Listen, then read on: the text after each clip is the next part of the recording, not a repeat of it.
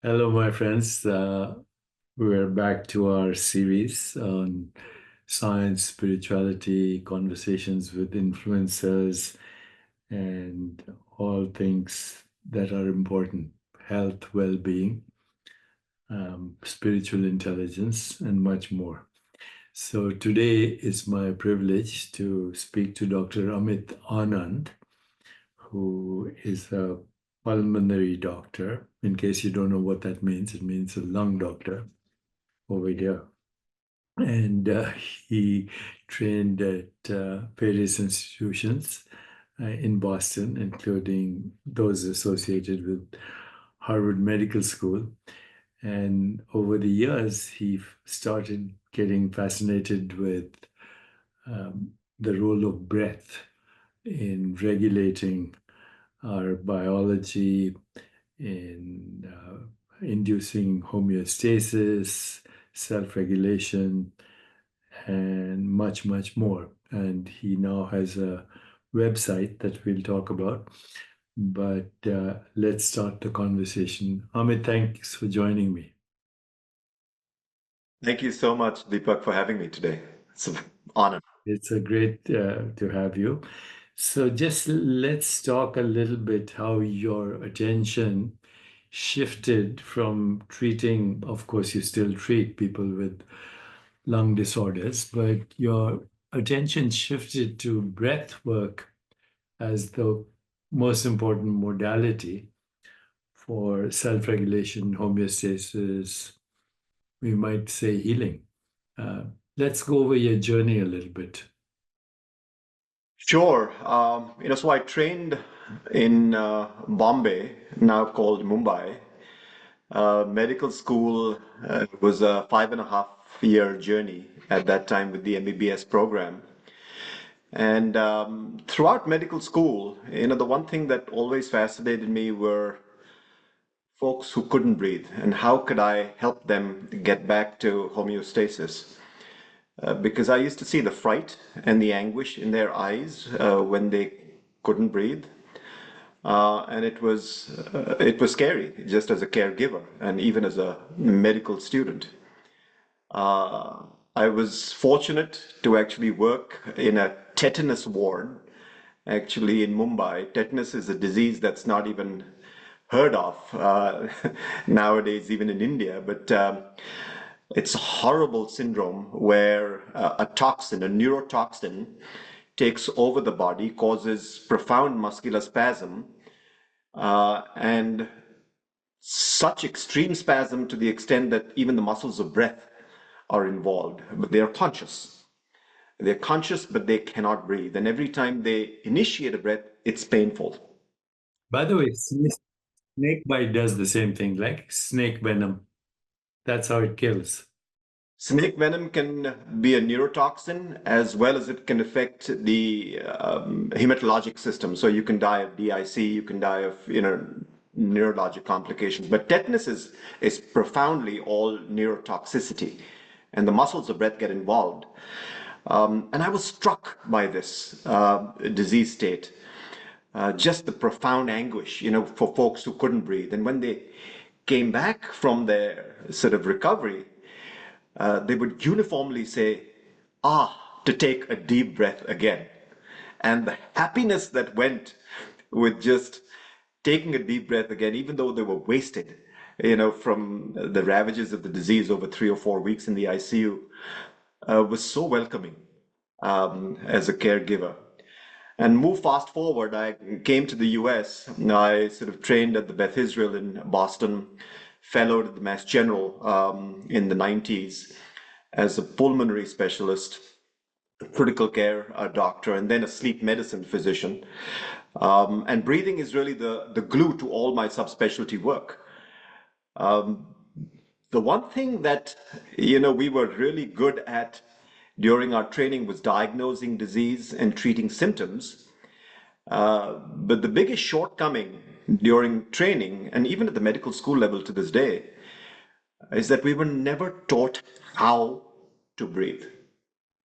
It's something that's taken for granted from the day we are born to the day that we leave. In between, we only become aware of these issues should we have a malady of breath or dis-ease of the breathing system. But we were never taught how can one use breath as an instrument to aid in the recovery process. And it was then through working on the non-clinical side of the fence as a yoga teacher, and I actually worked with you many, many years ago when I first came to the US, learning about yogic wisdom and pranayama in particular, which is the art of yogic breathing, which is actually a scientific methodology, where there was this whole wisdom tradition of how does the human being breathe? And it caught my interest during fellowship. I started researching this along the way, and it just took off from there. In fact, with the last few years during the pandemic, when we were again struck with, a collective asphyxiation of breathing discomfort, I found that just for my own peace of mind, whenever I was, in my pranayama practice, it would give me a relative clarity in the ICU, would give me a strong sense of peace. And then I started using this for patients who were recovering from COVID, sort of anecdotally, and then especially with long haul symptoms, saying, why did you do this? Why didn't you do this? And it was rewarding because there was something more than just medication therapy and oxygen that we could give them.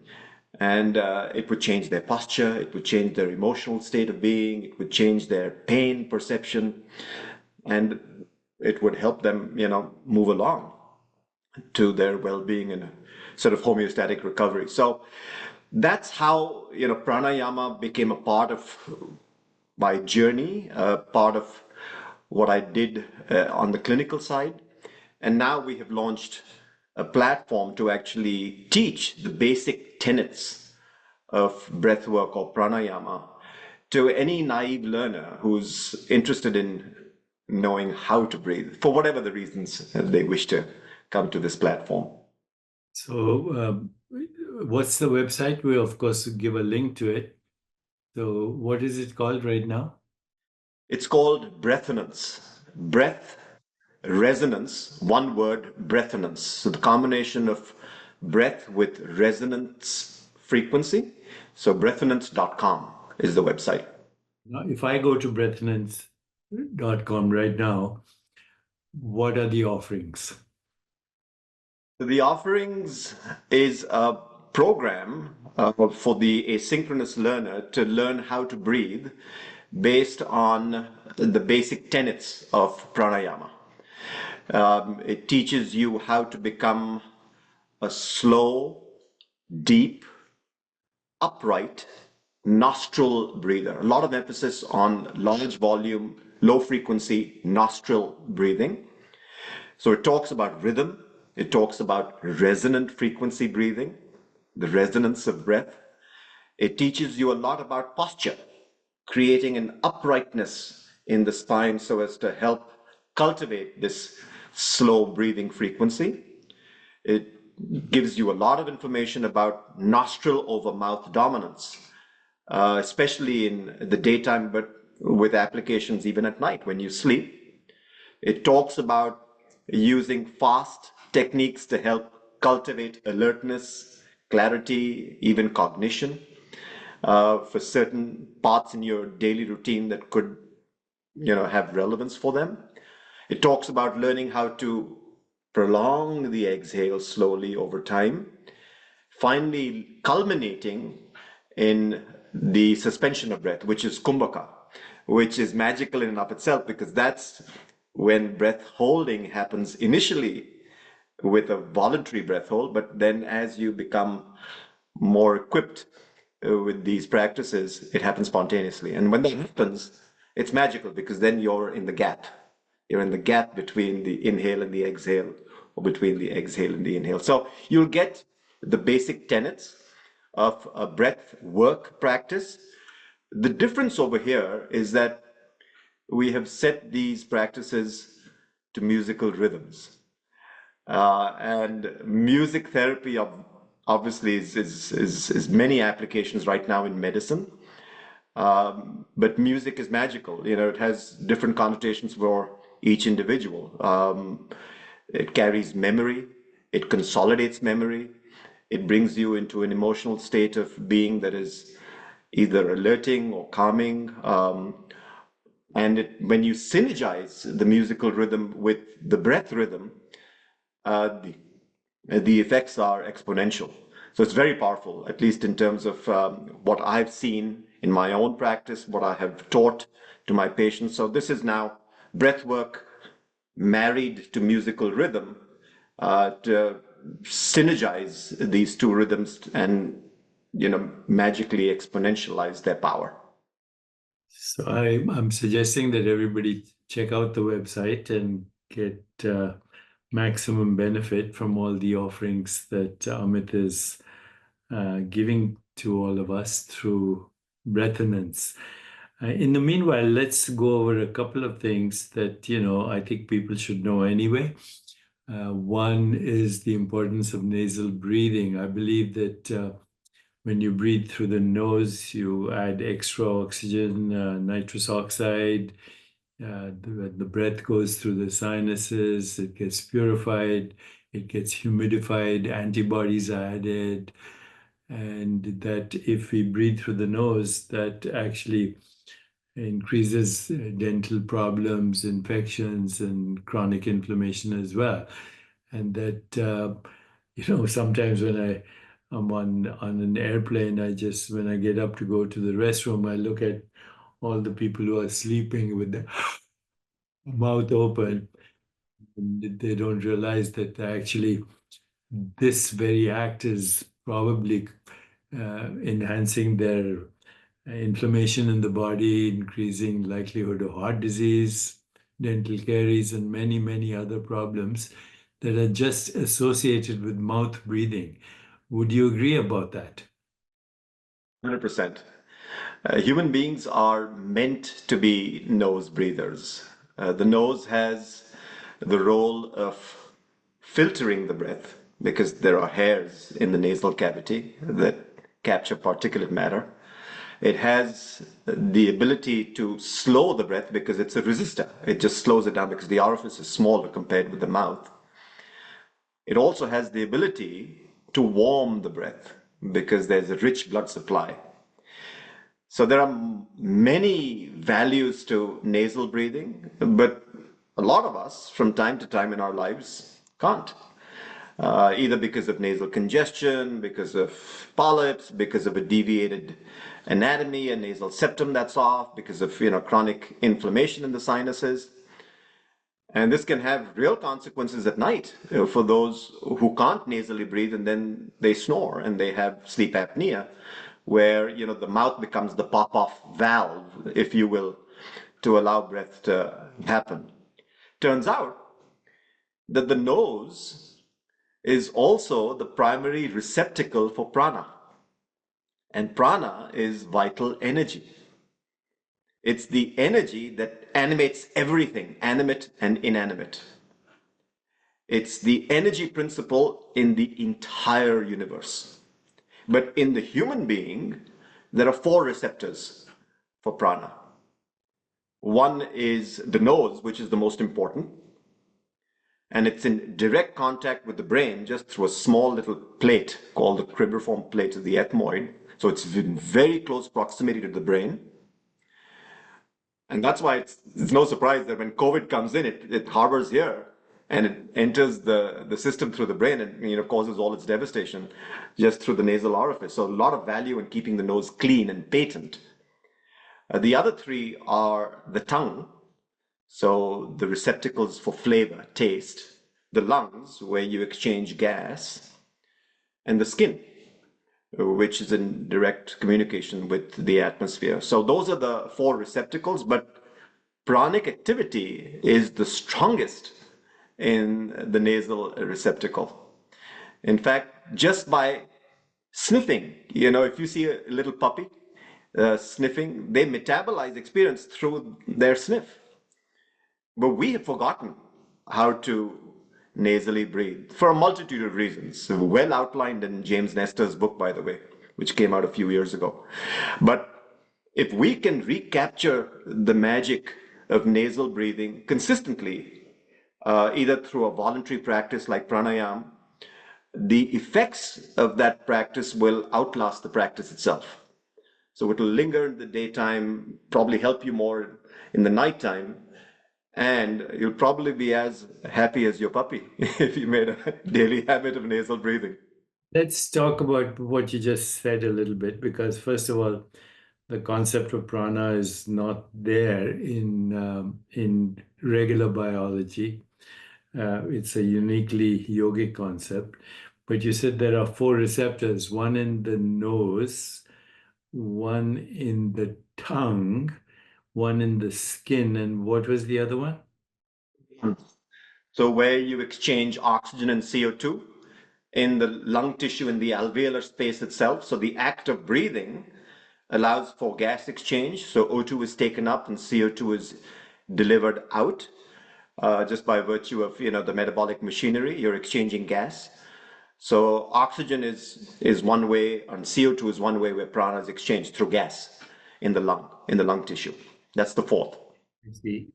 Recently I came across some very interesting literature, and then I actually did my own research on it, is that there are smell receptors not only in the olfactory bulbs, but actually in almost every tissue and organ in the body. So there are smell receptors in the testes, in the ovaries, in the liver, in the kidney, in the immune cells. And then I started to think about, smell is one sensory input. But, from the yogic perspective, actually, there is no external world. Actually, the external world is a projection of the senses. And, in Ayurveda, you have these three categories of smells: stimulating smells, like spicy smells. You have calming smells, floral and fruity essences. You have cooling smells, anti-inflammatory. So suddenly I found a reason not only for aromatherapy, but actually even for immunotherapy through smell. And then you just used the word, the metabolism of experience. So experience is entangled through all our sensations, sensory experience, all sensations of smell, sensation of touch, sensation of flavor, sensation that we call thought, which is a very subtle sensation, imagination, subtle sensation. In the yogic literature, the body is considered a field. Chapter 13 of the Bhagavad Gita, Krishna says, I'm the field and I'm the knower of the field. So the field is actually that which we call the subtle body, mind, intellect, ego, the physical body, and then the world, and they're all entangled. And I came up with this acronym, SIFT: sensations, images, feelings, and thoughts. And sensations apply to all the five senses. So we can use any avenue, the one you mentioned, whether it's this or this or the skin or the stretching of the lungs, to enhance not only homeostasis, but actually project a different experience of the mind, the body, and even the physical world.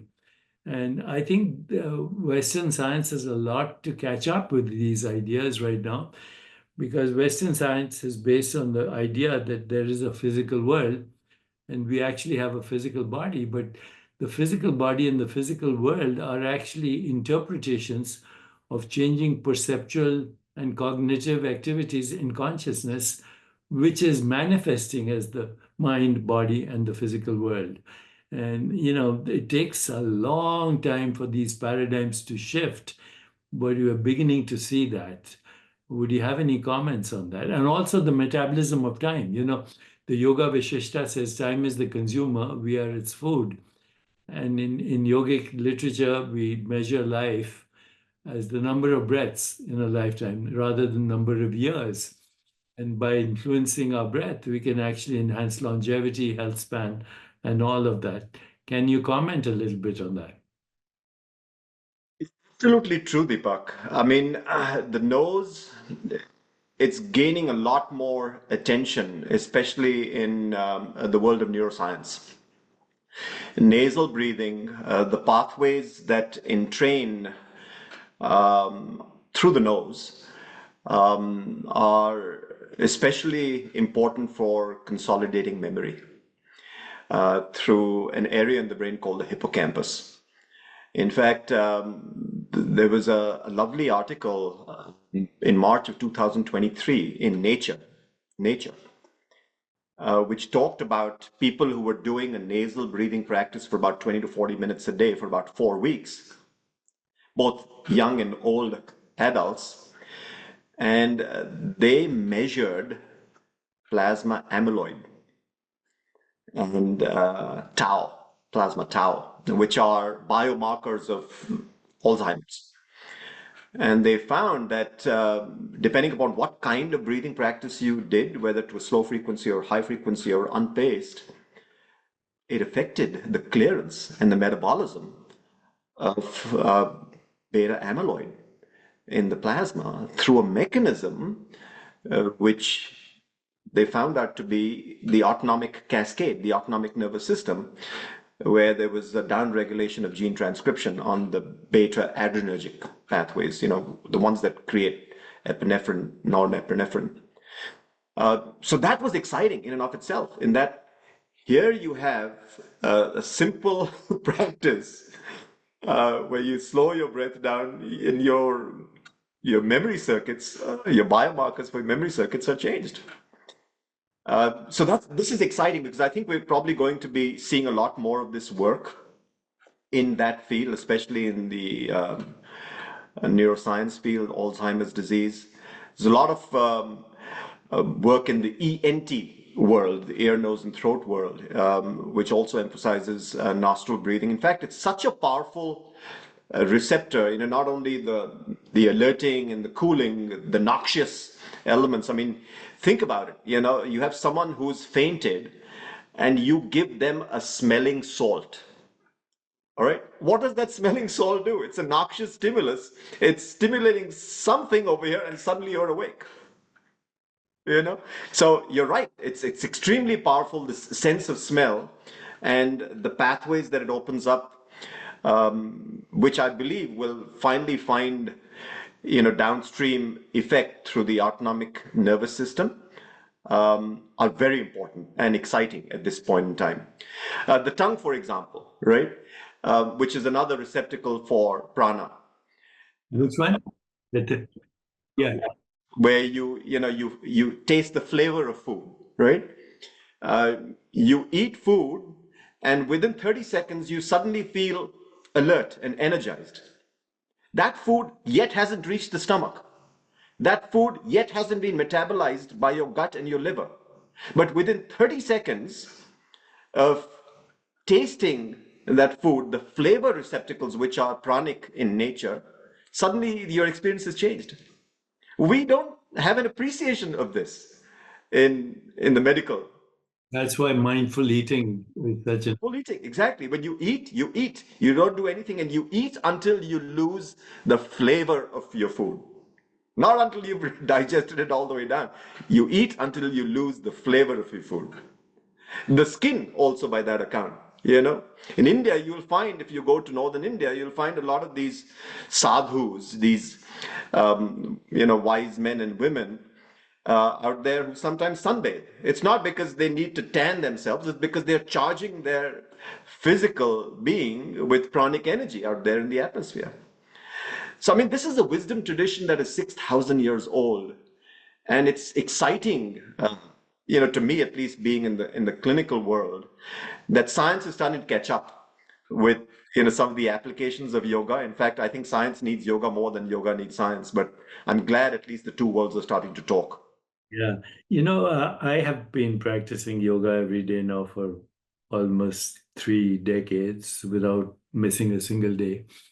I do have a practice where I breathe in to the count of 6 and then immediately breathe out to the count of 12, hold to the count of 12, and then breathe in again to the count of 6, which basically is 2 breaths a minute. Now, when you do that, even for a few minutes, apparently, from what I've read, the brain waves go down to less than 4 psych hertz per second, which is deep sleep.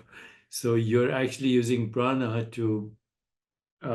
pranayam to induce a state of restful awareness, which is as deep as deep sleep. So that's one practice I do. The other is when I go for my long walks, I use ujjayi breathing through the nose as I do that. And then a little bit of alternate nostril. I'm not an expert in pranayama, but it's very obvious that you can regulate your autonomic nervous system, sleep wake cycles, energy levels just by breath.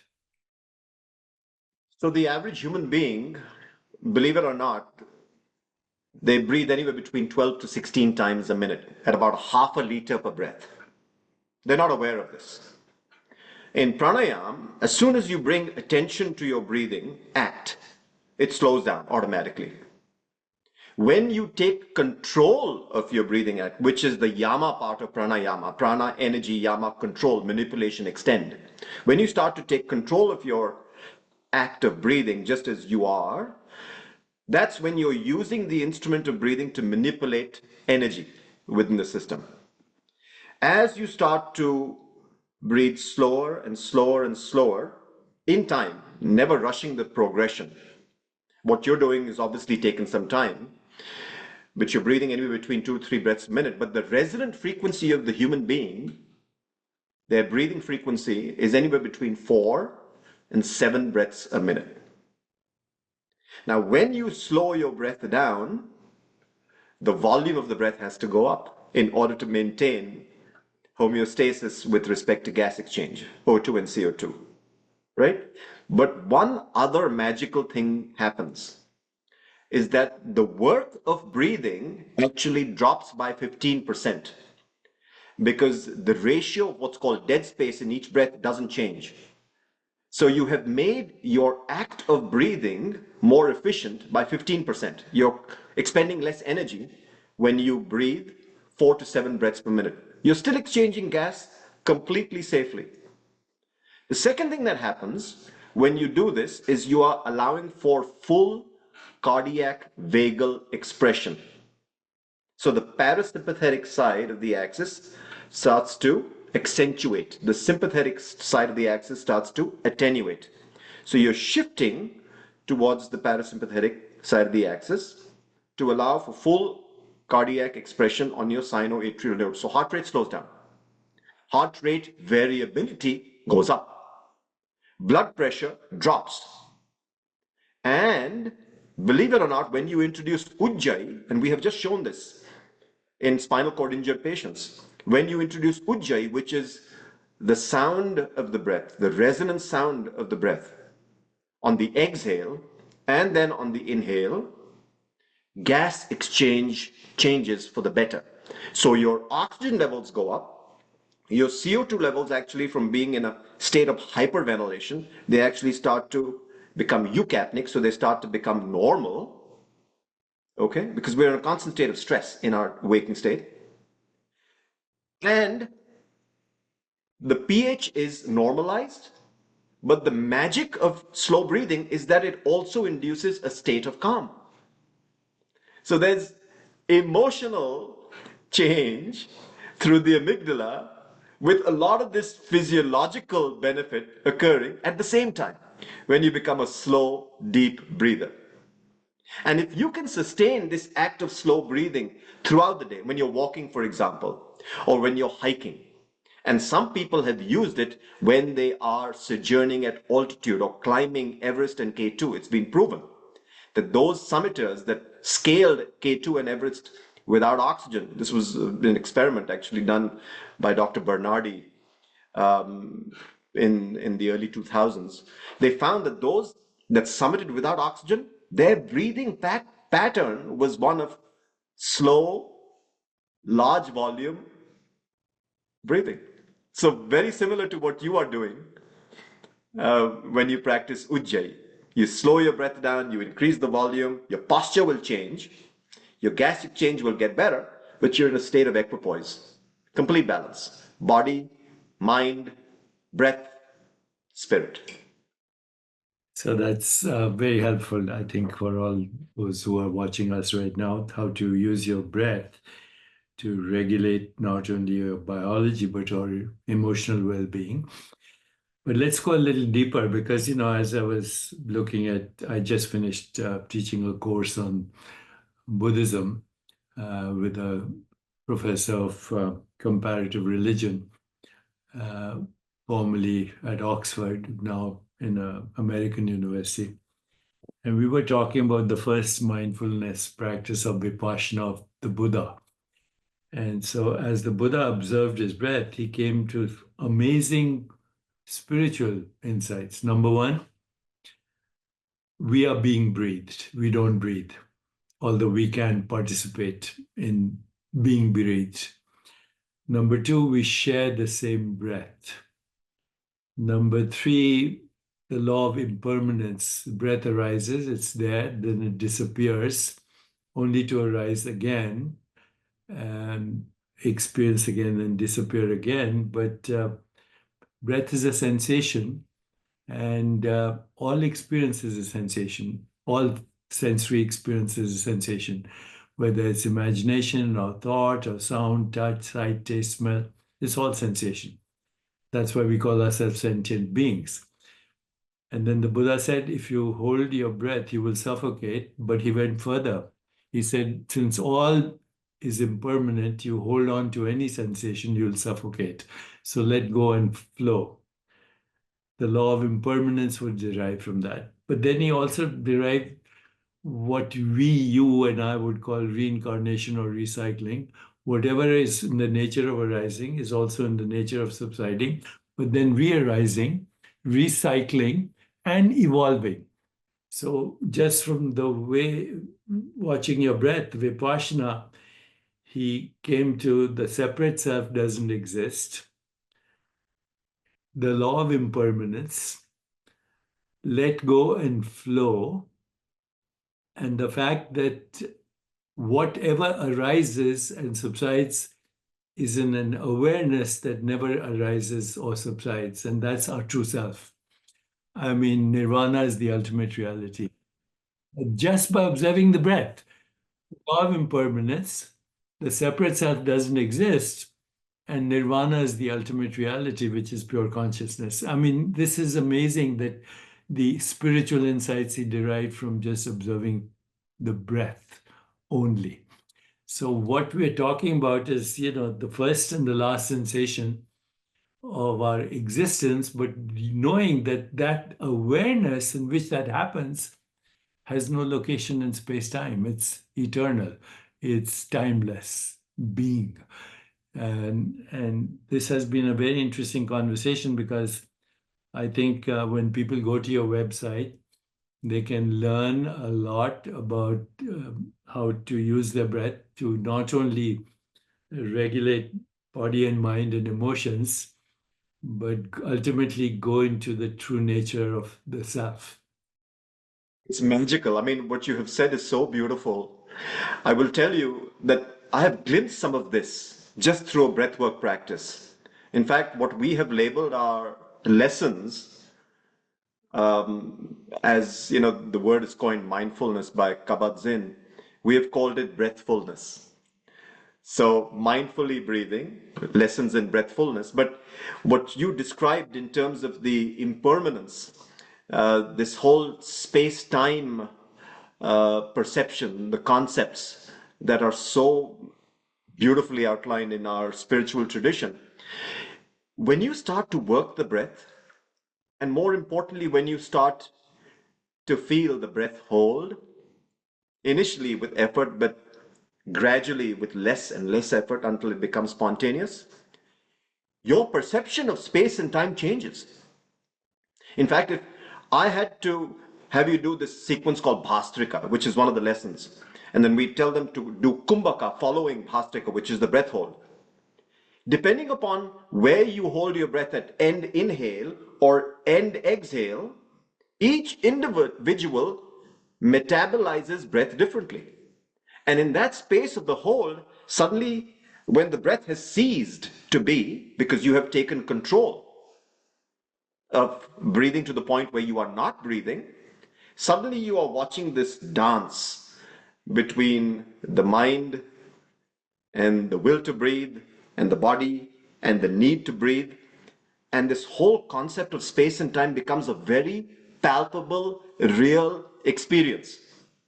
For some people, they feel, oh my God, time is expansive at the end of the inhale. For some, it's like time is compressed at the end of the inhale and vice versa at the end of the exhale.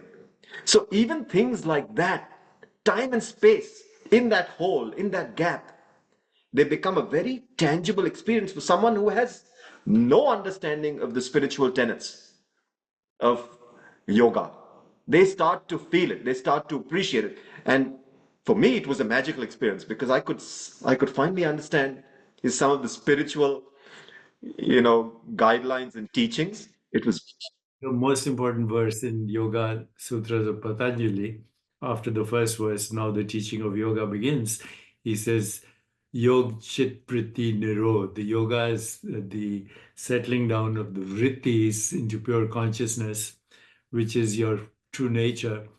So space-time is also vritti. It's just another fluctuation of consciousness in the same way as sensations, images, feelings, and thoughts.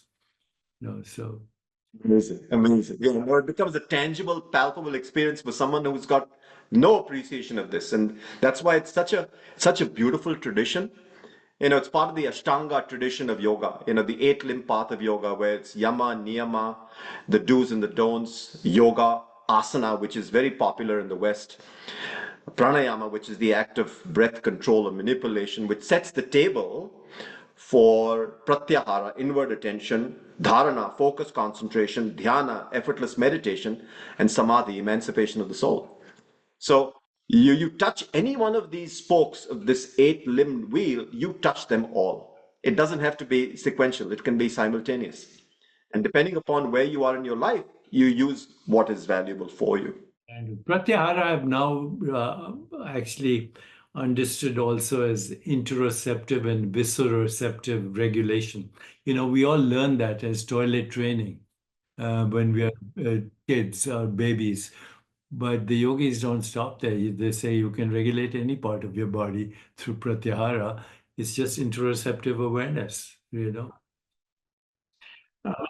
been a very good conversation, and uh, thank you so much. I encourage everyone to go to breathonance.com, check it out for your own benefit, and embark on a new journey for physical, emotional, and spiritual healing. Thank you so much.